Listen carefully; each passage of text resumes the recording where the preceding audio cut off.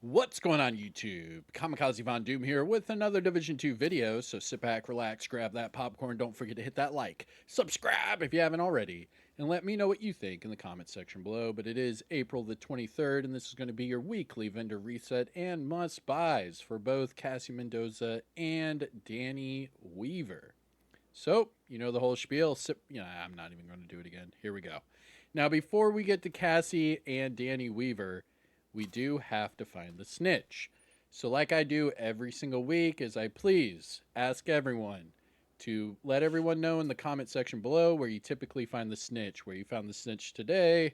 That way it kind of helps each other out. Because these vendors, they open and close every other day. So if you don't find the snitch today, you're not going to be able to go to the vendors. So the quicker the better. Let everyone know, help each other out. Good to go. But all right, for me personally, where I found the snitch, my coordinates are 561 by 4430.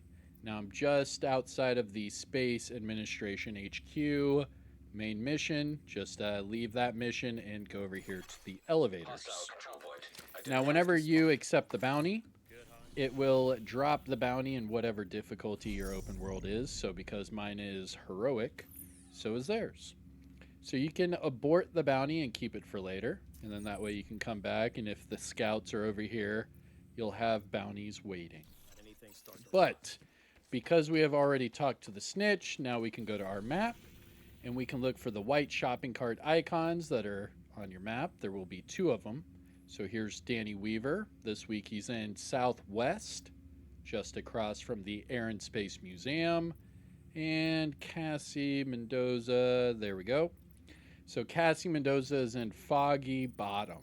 So I'm going to fast travel to the Truman safe house and we'll jump over to Cassie Mendoza.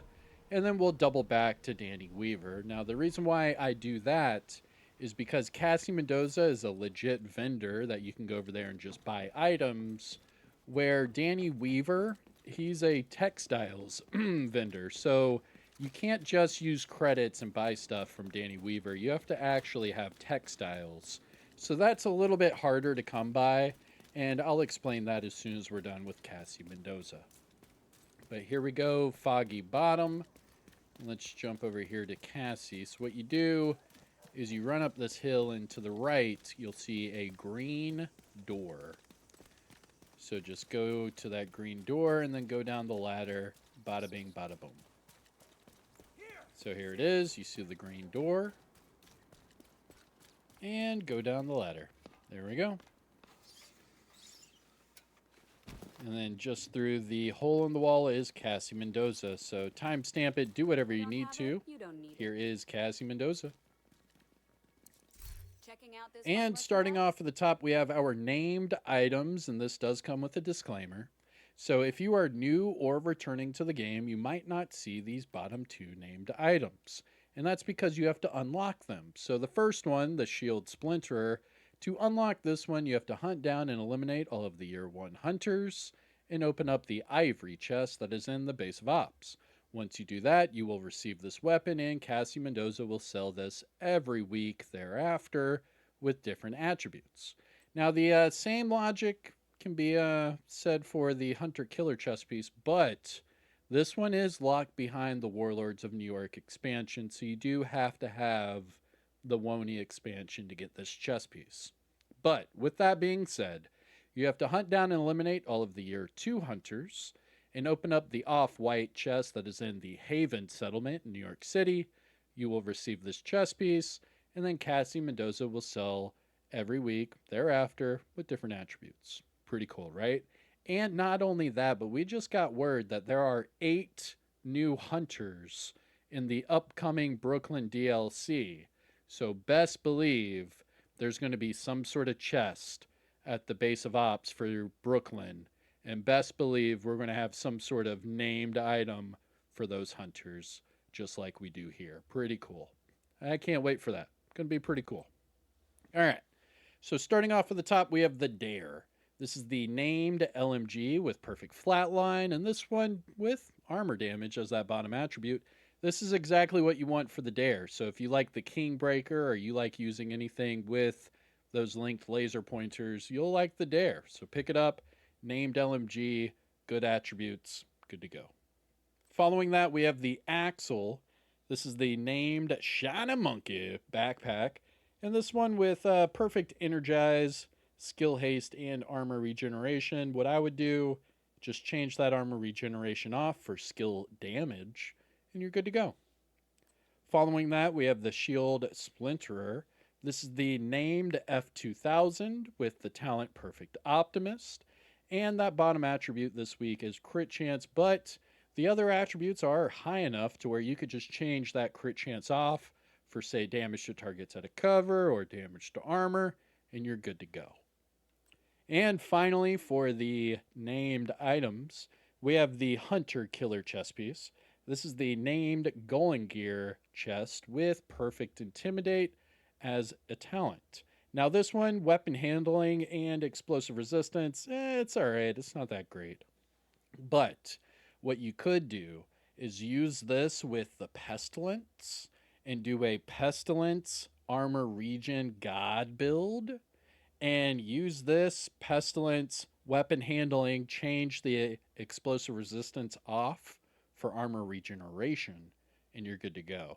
Remember, it takes 2 pieces of Golem Gear to get that armor regeneration bonus. You'll be thanking me. Do that with weapon handling. You'll have like a Pestilence with like a 2-second reload. Bada bing, bada boom. Going to the gear set items, we have a Breaking Point backpack with repair skills, Aegis chest piece with health, Virtuoso gloves with repair skills, Virtuoso knee pads with skill haste, Eclipse protocol holster with status effects, and finally Hot Shot mask with health. Going to the high end items, we have a military MK46 with stabilize and damage to armor, Snub-nosed Diceros with optimal range and sadist, Heligard gloves with hazard and skill damage, and finally Providence mask with health and explosive resistance. Looking at the mods, we have pulse resistance 8.9 and turret damage of 4.4. Now must buys, things to look for from Cassie. The Dare's a good one. Axle's not bad if you put skill damage on there. The Shield Splinter's not bad either. Put damage to targets at a cover on there. The Hunter Killer's not bad. Put armor regeneration on there. For the gear set items, the Breaking Point is decent enough to where you could just change the repair skills off for, say, crit chance or headshot. Be good to go. But the other ones, not so much. I mean, Eclipse is okay. You could keep that with the status if you want. Remember, Eclipse with Vial is dirty. So check that one out. And, well, that's really about it. I mean, the Heligard gloves, you could change the skill damage to armor regeneration and go hazard armor regen. Wouldn't be bad for a good tank build. Not bad.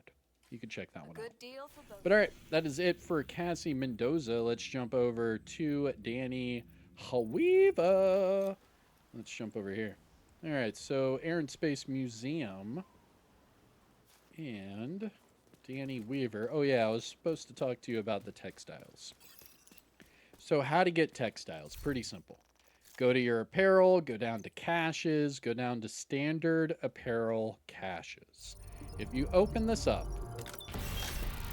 yep, come on. If you get a duplicate, you can see right here it says duplicate item textiles were rewarded. So I just got 100 textiles for that duplicate item right there. And that's how you get textiles.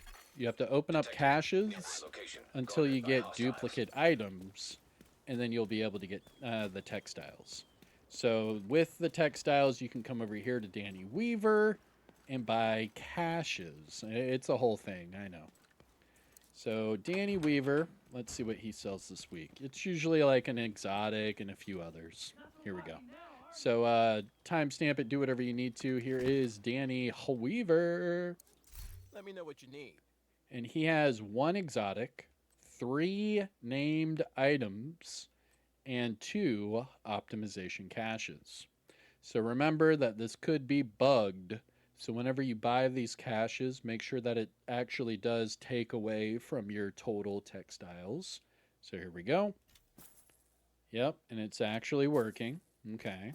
Now the next thing is whenever you back out, make sure that they all show up in the bottom left of your screen. So you see right there, it'll take a second. There we go. All right. So, one exotic, 3 named items. Let me know what you get in the comment section below. And here is what I get. My exotic, the Ninja Bike Messenger Bag. Nice. For my named items, the Combustor, the Drill, the Glory Days. Okay, okay. And then some optimization caches. Not bad, not bad. All right. Well, that is going to conclude your weekly vendor reset and must buys for both Cassie Mendoza and Danny Weaver for today, April the 23rd. I'm Kamikazevondoom. Let me know what you get out of these caches in the comment section below. And while you're at it, hit that thumbs up, support the channel. You know the whole YouTube spiel. And I'll see you in the next one. But again, I'm Kamikazevondoom. Take care of yourself. Enjoy the rest of your day. And peace out. Bah!